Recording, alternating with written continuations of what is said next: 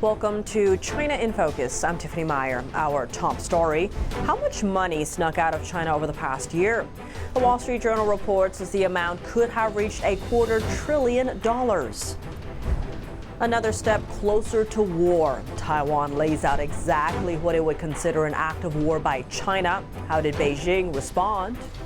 Taiwan is Chinese territory. Senator Tammy Baldwin calls for an investigation into China's alleged role in the fentanyl crisis, or on how a group of U.S. families played into the appeal. And Apple CEO Tim Cook is in China again. This time he's meeting with the Chinese regime's Minister of Technology.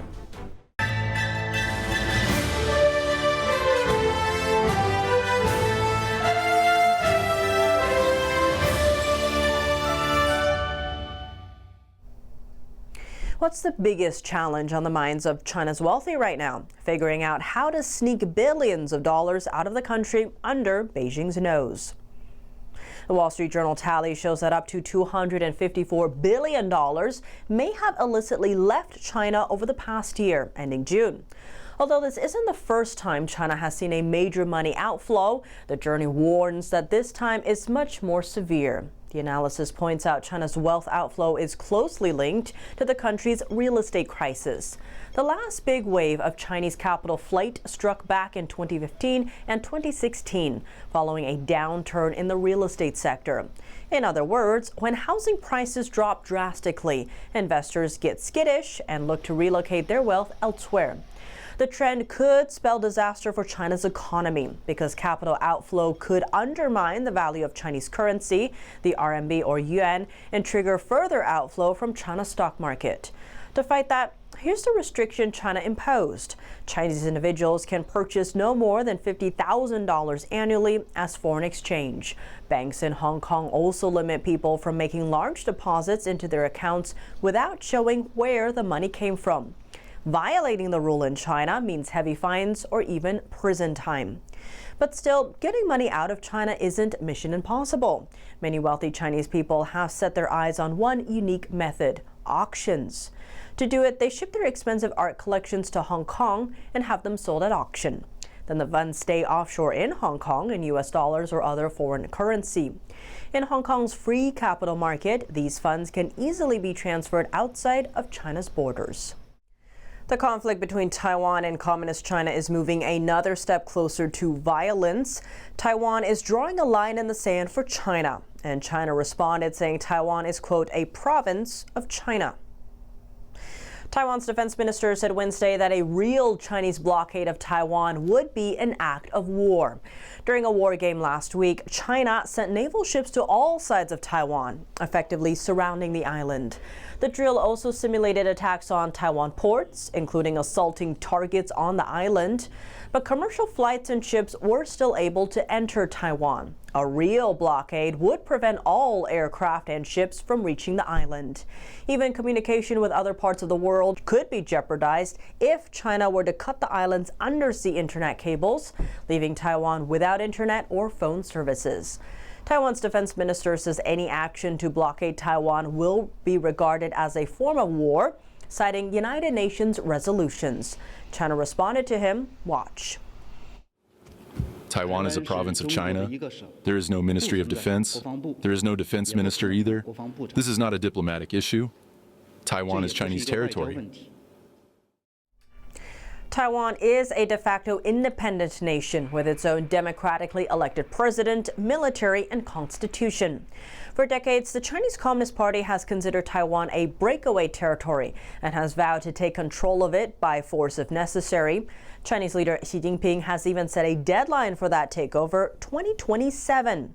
All that even though the Chinese Communist Party has never ruled the island. Taiwan rejects Beijing's claims. Back to the blockade and take strategy, former U.S. Secretary of State Condoleezza Rice warned about China's threat earlier this month.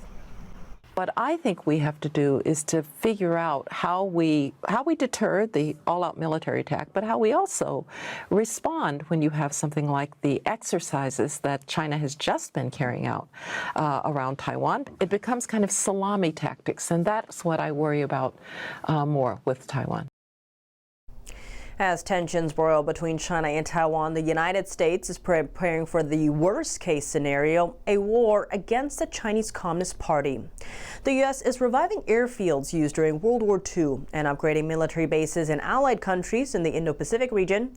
One of them is located in Tinian, an island in the northern Mariana Islands. This is where U.S. bombers took off before dropping atomic bombs on Japan, putting an end to World War II. At the same time, Taiwan is mapping out wartime food plans, while Australia and some other Asian countries are buying missiles and boosting defense spending. Democratic Senator Tammy Baldwin of Wisconsin is urging an investigation into China's alleged role in the fentanyl crisis. She made a plea Wednesday to U.S. Trade Representative Katherine Tai.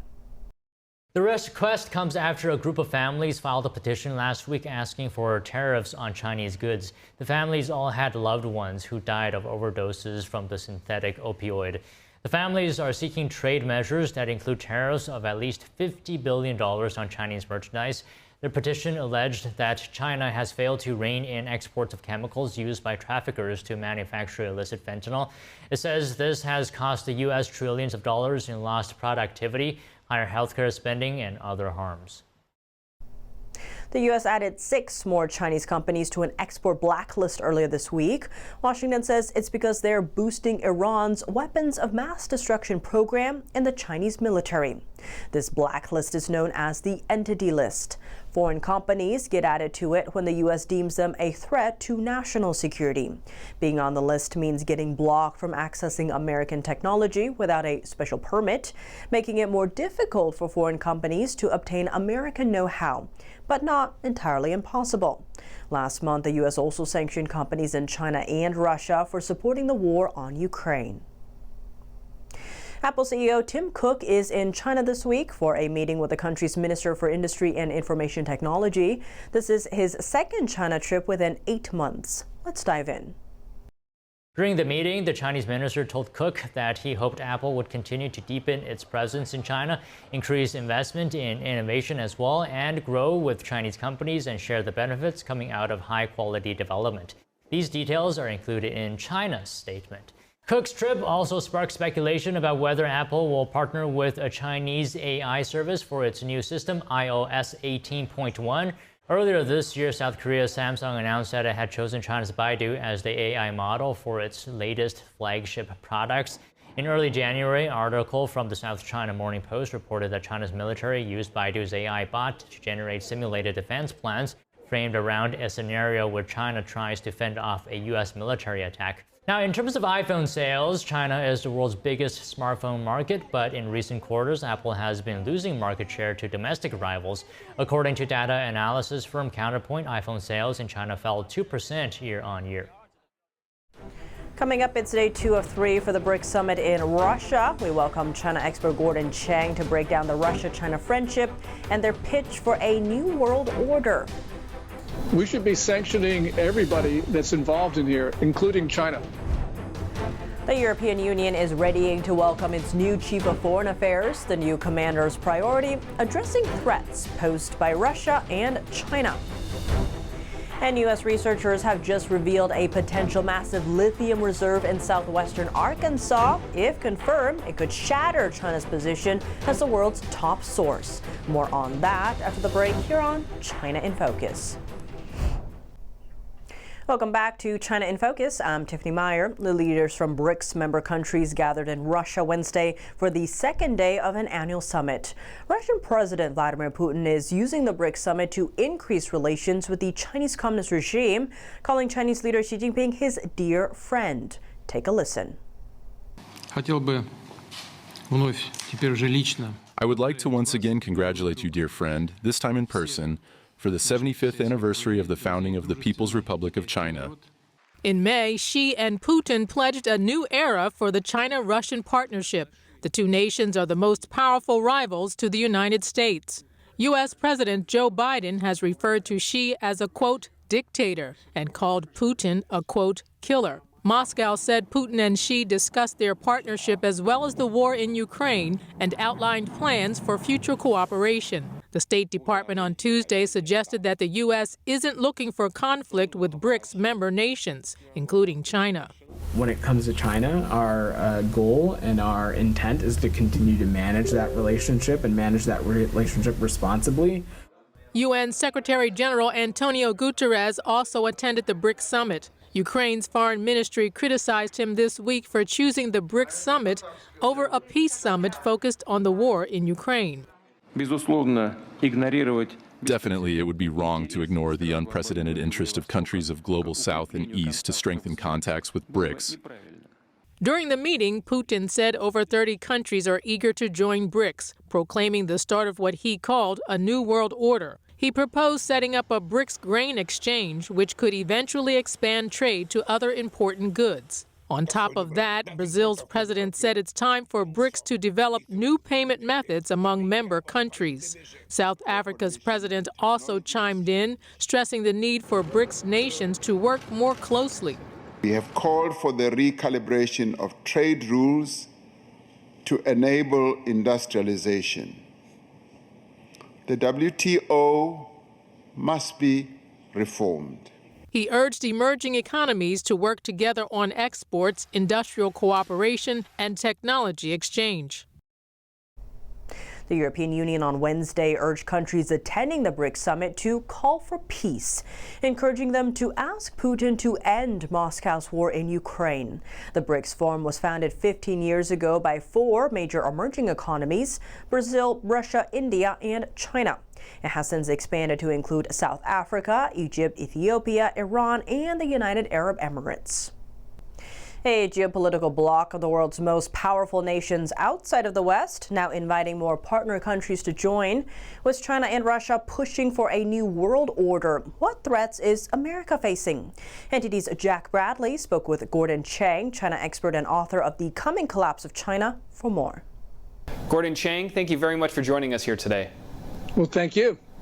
Now, the BRICS summit is being held this week, where Russia President Vladimir Putin, Chinese leader Xi Jinping, and leaders from India, Iran, and Turkey are meeting.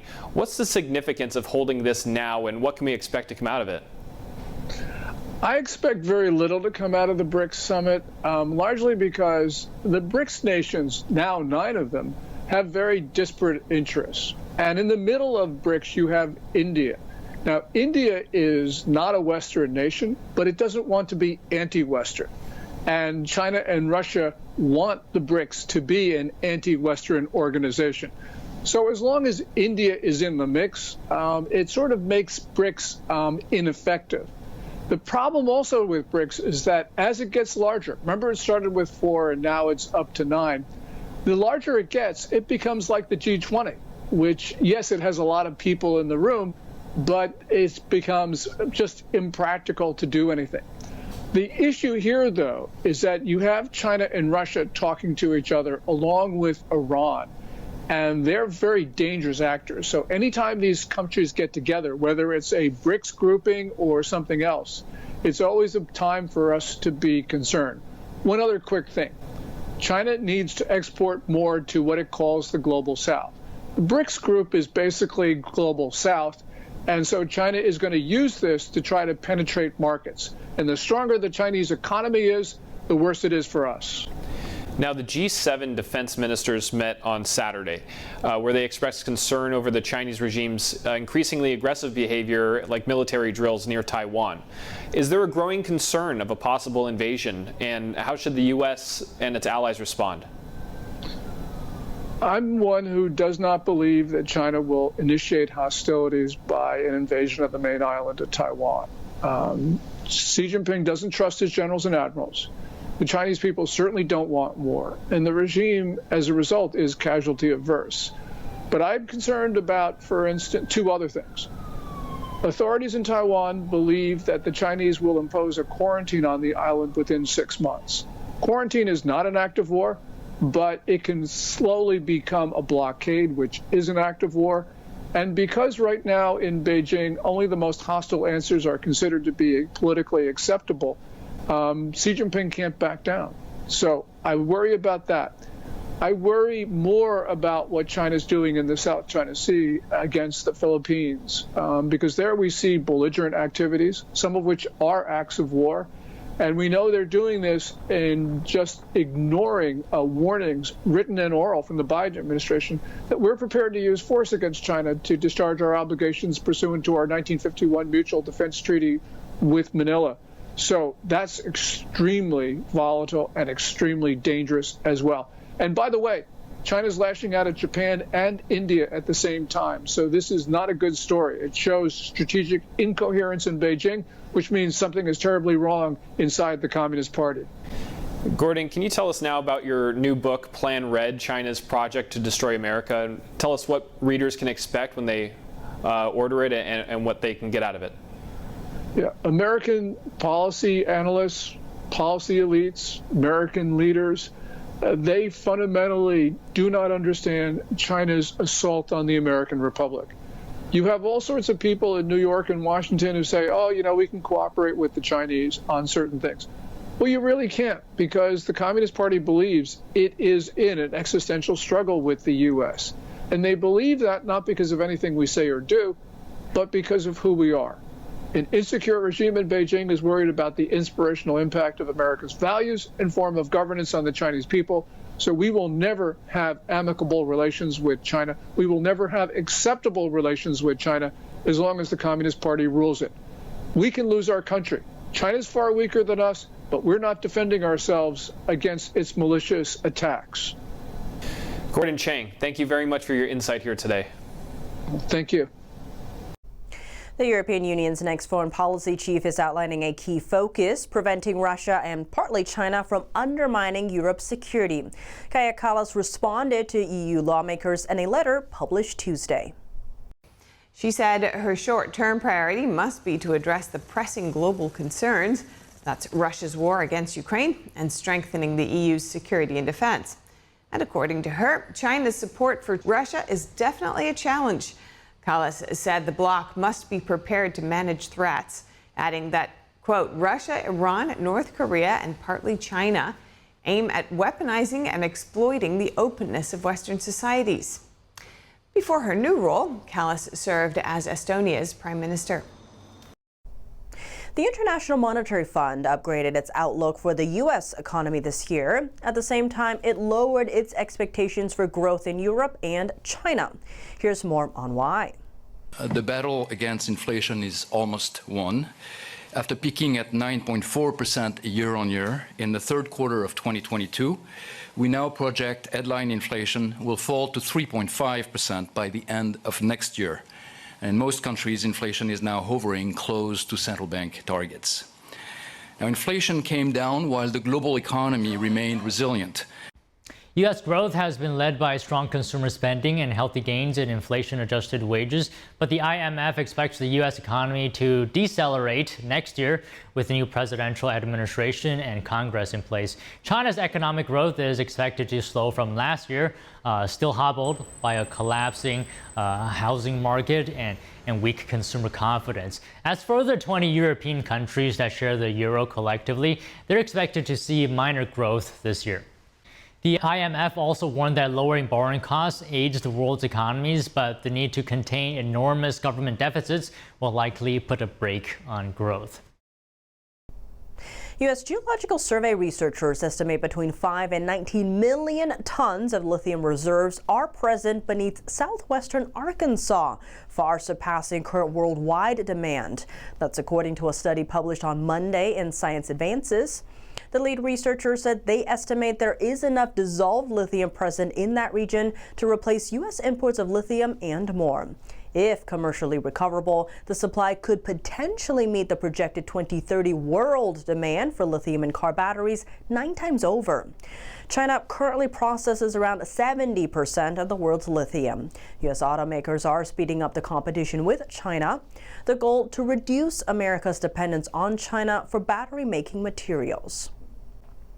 As China and the West battle for clean energy dominance, critical materials like lithium are becoming as precious as gold. The latest battleground, the South American Lithium Triangle, where billions of dollars and the future of electric cars, smartphones, and renewable energy are at stake. NTD's Sean Marshall brings us more. The South American Lithium Triangle is made up of Argentina, Bolivia, and Chile. They hold nearly 2/3 of the world's lithium reserves and could surpass Australia and China as the world's top producer of what some call the new white gold. According to an article by CME Group, the triangle is forecast to attract over $30 billion in 5 years from Chinese, North American, and Australian investors.